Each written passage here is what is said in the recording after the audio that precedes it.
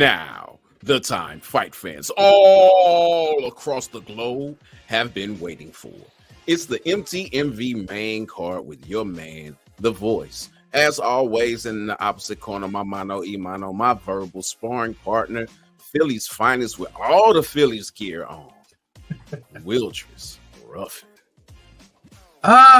It feels good. It feels amazing to be here. I'm always excited when it's smoke o'clock. Voice, how you feeling today?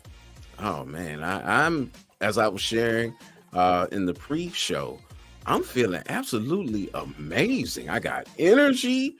I'm great. It's a beautiful day in the neighborhood, a beautiful day to talk fights. So let's get to it.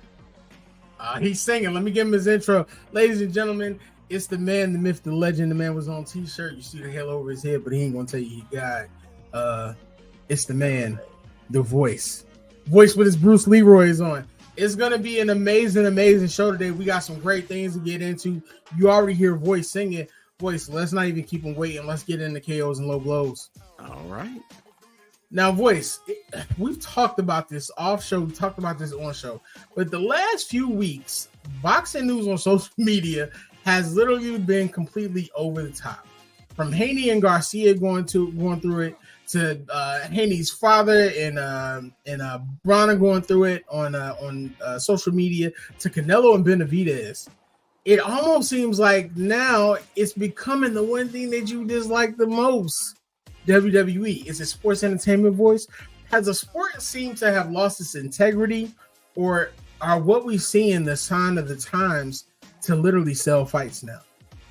This is boxing. And often, not just in sports, but just in life in general, our memories are kind of short. You remember when Mike Tyson literally went at Lennox Lewis at the press conference, right? True. And then talking about some, I'm going to eat your children. I'm going to have relations with your dogs. I mean, just all kinds of wild stuff. So I can't say that this is sensationalism for sensationalism's sake. Mm-hmm. In the case of Ryan Garcia, though, I'm scared. I don't know if this fight is going to happen. And really, it shouldn't happen. Because this man is talking about aliens and all kinds of stuff. Admittedly, using drugs and being high at press conferences. It's a train wreck. He took time off for mental health, a year or so back, and people were talking about him regarding that. This is the reason why you take off time for mental health, and it really, he needs some time off. He is not in the state of mind to be fighting anybody. Haney definitely is. Look at him. He's unprofessional. I'm ready. I'm ready to go. I'm locked in, and sure enough, he is. But Garcia is not. And I feel for him because he really doesn't have anyone that has his ear. We talked about how he's somewhat malleable, but at the same time, he still does just what he wants to do. And someone needs to be talking to him. There's no reason that he should be saying, I'm using drugs and all that stuff in a fight camp. That shouldn't be coming out your mouth. When those things start happening, you need to be pulled to the side and someone else needs to be speaking for you.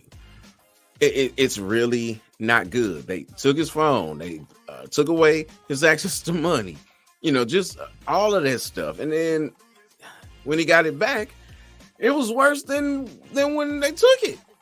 You got the demonology stuff. It's just all kinds of craziness. I'm concerned about him. I'm concerned about him. I want the best for him. And right now, the best is not to be fighting.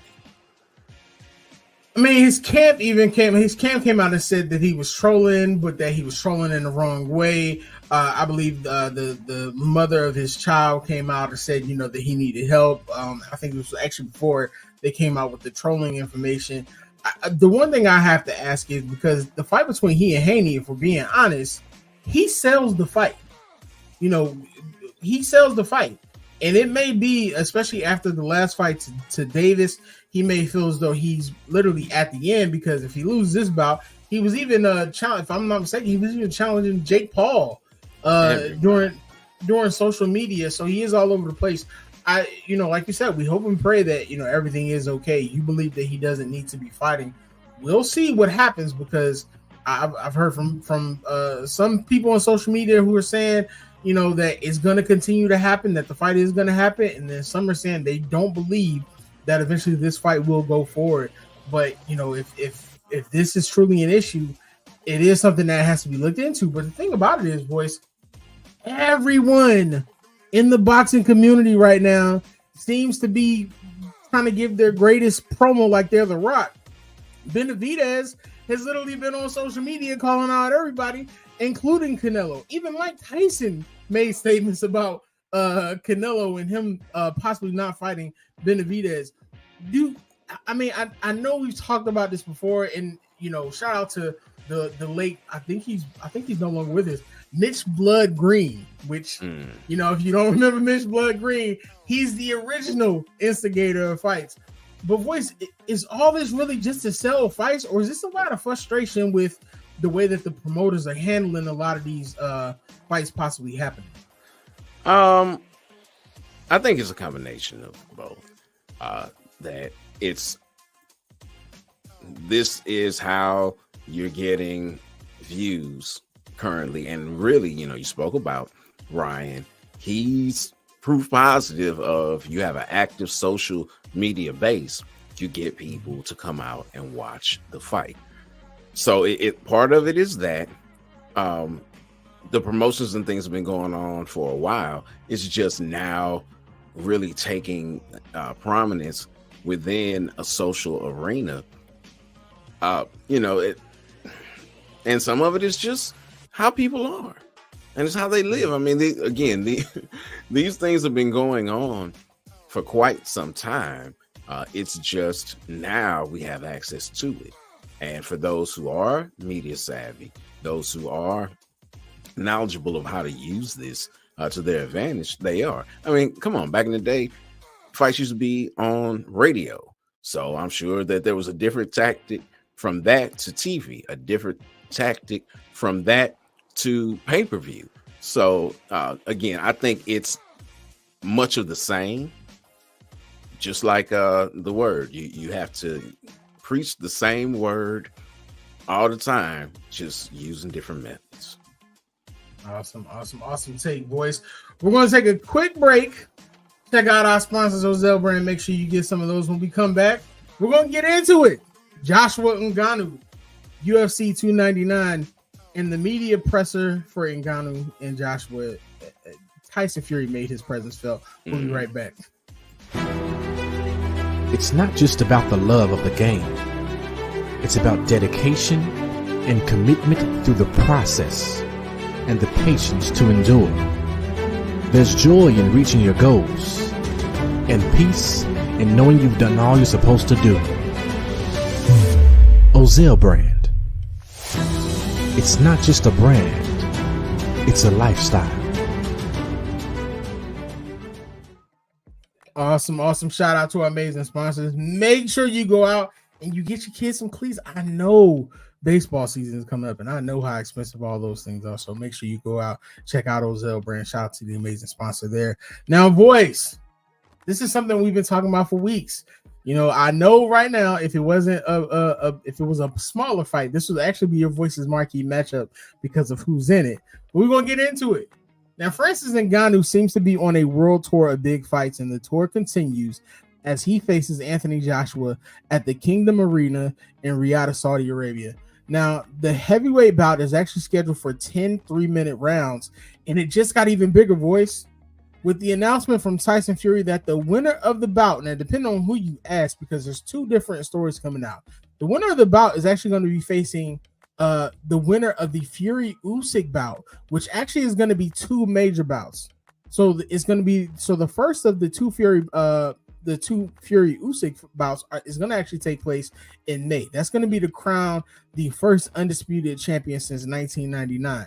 Now, while Joshua and Ngannou are the main attraction for the upcoming fight, it seems that all the major players, including Fury, has something to say during the media presser. Now, it's and the most hilarious thing that ever happened. Ngannou and Fury got into a shouting match, with Fury making a few statements, including that he would wipe the ring with Fury again, stating, "I had one win and I want more. Or I want one more." And this is a claim that many agree with. Is most felt that Francis won their previous bout. We actually talked about this on the main card previously. Now, Joshua stated that while he would love to have a championship bout with Fury or Usyk, he's more focused on Ngannou. But if he's given the chance, he is going to wipe the floor with Fury. Now, to top that off, boys, check this out.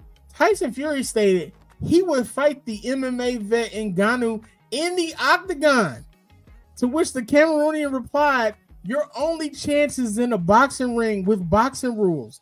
Outside of this, make sure you stay a couple meters away or you'll get hurt, friend." Voice. Now, listen, we just talked about the sensationalism of what's going on in boxing, but this media presser was literally filled with moments and moments. What are your thoughts on this? And I'll ask the second question that I want to get you prepared for. What are your thoughts on who the winner will face? So my thoughts about the press conference, I saw it in preparation as well, and I loved the way that they were talking. AJ is locked in, dialed in. People talked about, oh, his power. He was like, bring it. Come on, bring it. I'm ready. I was like, ooh, like this dude, I haven't seen him like this in quite some time. Definitely not post Ruiz. You haven't seen this kind of Joshua. It's like, yeah, bring it. And he's talked about, look, you all keep talking about Francis's power. I got power. And people have been saying that they think that, AJ may knock him out. Now, I don't feel, let me not say that. The way that it would happen is through attrition, because Francis did say at it, he was like, look, yeah, it's like, I was tired after 10 rounds. Like, you fight 10 rounds. Like, I'm still learning, which I love too, his ownness. He knows where he is, but he also believes in himself. We talked about Ruiz. Ruiz showed how hurt Joshua can be, and Usyk stung him a couple times in the fights that they've had. If Francis lands, it could be over. Mm-hmm. The difference in this fight, though, is that, or I should say, what I believe the difference will be is that AJ knows how dangerous he is. He's not taking them lightly like Tyson Fury was. So that's my thought as far as like the press conference has me ready to go. And it's like, okay, I might have to break out the card on this one. I don't know, but it's I'm ready. Definitely. Now, it was a couple different reports stating that the winner would either face Fury or that they would face the winner between Fury and Usyk. Now, the thing about this is Fury and Usyk is guaranteed to be 2 fights no matter what happens. So that fight wouldn't take place probably until 2026. What are your thoughts on the winner actually, whether it's facing the winner of that or facing the winner or facing Fury in the end? For Ngannou, if he were to win, he can wait. I don't think it would be that far in the future. I think they would probably run it back again this year. So it'd be 2025. I don't think it'd be 2026 by the time. Fury said they wouldn't fight until 2026. He said he would only fight one time this year. Okay, well, if that's what he's saying, and he's the one that's making these claims, he's still got to beat Usyk, and it's not a given that he's going to beat Usyk. So he can say all this stuff, if he wants to. 2026 is a long time to sit on the sidelines. For Francis, as I stated, that would be fine because he has the PFL to go and apply his trade in, to keep himself busy and keep, himself liquid. AJ can't sit on the sidelines that long. And honestly, the sanctioning bodies should not allow that. And I don't think that they are. I want to say that really the winner of this fight will probably go on to fight possibly someone on the undercard for, I believe the IBF title is kind of up in the air right now. Okay. So now this is the before we put our stamp on this, I want to ask this one last thing. Now we know what Ngannou's plans are. It's PFL for Ngannou was coming up, but with the big name that he's made for himself after the Fury bout, who actually needs this win more? Is it Anthony Joshua or is it Ngannou? This is AJ all day. He needs it. As stated, Francis has a whole nother career in MMA that he's had already, and that he is just waiting to make more money on. This is it for AJ. I mean, or I should say, boxing is everything for AJ. He already has put himself in position to become a 3-time champion with the way that he defeated Hrgovic in his last. No, it wasn't Hrgovic. It was Walling in his last fight. So taking this fight, it's a bit of a gamble, because Fury can. I'm not Fury. Francis can demolish you with one strike. He's shown that plenty of times. So it's a real gamble for him. And if he were not to win, it sets him back. Awesome to hear. It's exciting to see all this take place. We're only in March and we have another big fight to look forward to. Make sure you all follow The Voice on Twitter or X, whatever you want to call it, because I already know the spiciness is going to be taking place, especially if Ngannou pulls that out. Now, Voice, UFC 299. Now, sometimes Voice sequels don't live up to the hype. And there are other times where the second take may just be exciting, if not more exciting than the original. Now, UFC and MMA fans are hoping that this is true. When Sean O'Malley and Marlon Vera meet at UFC 299 at the Cassia Arena. Now, this time it's actually going to be for O'Malley's UFC Bantamweight Championship on the line. Now, since the first loss, O'Malley has kind of been on a tear, Voice. 6 wins, with wins over Peter Yan and Aljamain Sterling. The weird thing about this, Voice, is if you ask O'Malley, the loss, while circumstantial, as this was actually due to a kick that actually caused O'Malley's, I believe, his bottom half of his body to freeze. He couldn't move. He believes this was actually a blessing in disguise. He stated, "Yeah, that fight never necessarily bothered me. Look where I'm at now. The fight plays out a different way. I win that fight, and then the next fight, I fight someone I wasn't ready for, and I lose, and my career completely plays out differently. So I go out there and knock out Thomas Almeida like 7 times with a beautiful performance. So I'm just grateful for everything that's happened. But yeah, that fight has never really bothered me." He went on to state, "I'm excited to go out there and do what I was going to do in that first fight." Now, Vera, who was the winner in the first fight, he kind of shut down his he actually shut down his personal nerves. This actually left him temporarily incapable of lifting his ankles and his toes, and that allowed Vera to go down and complete the win. Now, while O'Malley is not taking Vera for granted, he did state that hypothetically, if he were to lose, he would only count this as 1 loss to Vera and not 2. He stated, "He's hard to put away, and if you can't put him away, you better be ready to go for 25 minutes. So I plan on a 25-minute war. If he were to beat me, he beat me once, and it's that simple." Voice, what are your thoughts on this? And what are you thinking about O'Malley's statement that, listen, that first one wasn't a loss, but this one would be? We often talk about how there has to be a certain level of delusion to be a professional fighter. And that's what this sounds like full blown delusion. If he didn't beat you, then I mean, what happened? And you saying, "Oh yeah, it was a lucky strike that made that happen." Yeah, well, he just caught me, and that's why I lost. Well, you lost. That's what. Yeah, you're right. That's why you lost. He caught you. That's the name of the game. You're in there. You take advantage of people's opportunities. You catch them so you can win. That's fight 1-on-1. Oh, but he didn't beat me for real. Okay, this sounds like you are downplaying what took place, which means it sounds as if you're not taking this as seriously as you need to, which means you're probably opening up more opportunities for yourself to get caught. Now, all of this is just speculation.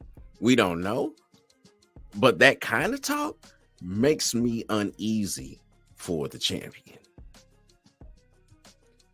I mean, it's understandable. At the same token, like you said, it was a circumstantial loss. Although a loss is still a loss. But if O'Malley is still comfortable coming into this, I kind of want to give him benefit of doubt. I mean, if you look, Voice, his last loss, that was his only loss. Yeah, that's since then.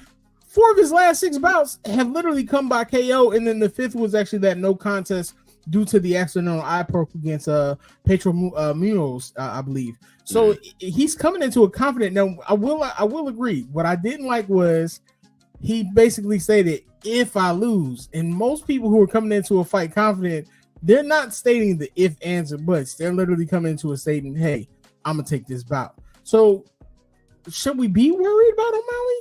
Or do you think this is just his way of selling the fight and just his talk? I don't think he's selling the fight for the public. He might be selling it for himself. Because even in his statement about, if I lose, I lost before. So I lost before, but I don't count it a loss. I didn't lose. Which one is it? Did you lose or did you not lose? To me, it sounds as if he knows he lost. He's not the only person that's lost to this technique. Michael Chandler lost his belt at MSG to Premise with this same technique. That's the first time we saw someone who lost the fight because of that. You kick him in the per something nerve, it is, and it shuts down your leg. You can't do anything. And he's, I rolled my ankle. He kicked you in that spot and it shut you down. I feel like this also happened to Henry Cejudo as well, but I know it first happened, or I should say the first time that it happened on a major stage, it was Michael Chandler losing his belt. So no, he utilized a technique that's known in MMA to stop fights. You lost. If he knocked you out, he just caught me with a good shot. You lost. And to me, again, it sounds like he knows he's lost. And if I were him, my statements would be a lot different. But again, I think for himself, he's saying these things to hype himself up for the fight, because he knows that this man Chito is dangerous, which is why as soon as he got the belt, he was like, I want that get back. So could be some salesmanship, could be some reality, could be both. Well, there's no bigger stage than the main event of UFC 299, and a win for Vera would be his first major title in the UFC since joining in 2014. So that's going to be fireworks. That's going to be the main event. However, this week's Voices marquee matchup is also on UFC 299. It's going to be a welterweight clash on the undercard between Venom and the Trailblazer. Voice, tell us why this is this week's Voices marquee matchup. Oh man, the Voices marquee matchup between who? Michael Venom Page and the Trailblazer, Holland, old Big Mouth, as Dana like to call him. Kevin Holland is game. He's like, for lack of better terms, he's the black cowboy. And when I say black cowboy, I'm not talking about Pickett or anyone like that. But Cowboy Cerrone, I want to fight. I want to fight all the time. I'll take on all comers. I'm not overly concerned about my my position or my record. I just want to fight. And Holland is going to get in there and he's going to give MVP a fight. This is such excellent matchmaking on the part of the UFC because Holland is someone who will truly test MVP. I've heard, some people saying, MVP hasn't had a real test before. This man has had real tests before in Bellator. Let's not sleep on the talent that Bellator had. He lost to Douglas Lima, but then he also beat Douglas Lima. Now, granted, is this a Douglas Lima that was kind of long in the tooth? Yeah, it was. Was MVP's record crafted like a boxer's? Yeah, it was. Oh, but it was so exciting to watch him go out there and do the things that he did. And Big Mouth is going to be talking to him the whole time. So that means that MVP is going to be talking right back and doing different things. The one thing that really makes this an excellent fight is who all Holland has faced and how they did. Holland had a split decision loss to someone who employs the same kind of strategies in Wonderboy. So if MVP is able to do better than Wonderboy did, then that puts him, on a certain level. If Holland is able to beat him, then that puts him, on another level. It's going to be an exciting fight, and that is the key for it being the Voices Marquee matchup. Will it go all 3 rounds? If so, oh my goodness, we should be in for a fight. One thing that would help Holland in this fight that I really don't think he's going to do, but the one thing that would help him is if he employed his ground game. He talked about he started off in Kung Fu, and then he started kickboxing, and then he got into MMA and into the grappling area specifically. If he uses his grappling, then it's over for MVP because he's shown that is not or I should say, not only is that not his strength, that's his kryptonite. That's his Thanos snap, is the ground game. So again, will Holland do that? I don't think so. But if he really wants to win and not just challenge his skills, that's what he needs to do. Wow. Voice, you was still in the fight better than the actual fighters. That's going to be another amazing bout that's going to be on that UFC 299 card that we're definitely looking forward to, especially with that main event. That is actually going to prepare you for an amazing weekend of combat sports. Voice, tell us, are there any other fights or bouts that we should be looking forward to this weekend? You know it is. So let's go to those final words, and I will tell you all about the wonderful fights that you should be looking forward to this weekend. It's just bananas when it comes to fighting. Both of these cards have excellent fights on them. On the UFC card, now you can't see it because the graphic is a little small, so let's go this way.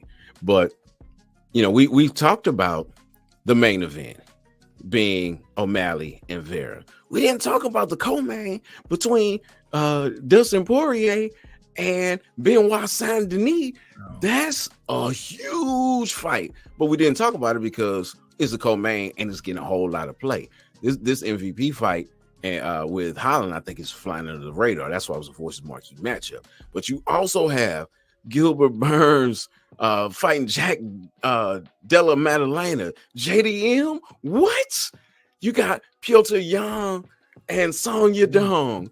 You got Jilton Almeida, who very likely will fight for the title next if he is to beat the man who is the title maker. Like, if you get past me, you can fight for the title, because I should be fighting for the title. Mr. Curtis, I'm going to lay on you for 25 minutes blades.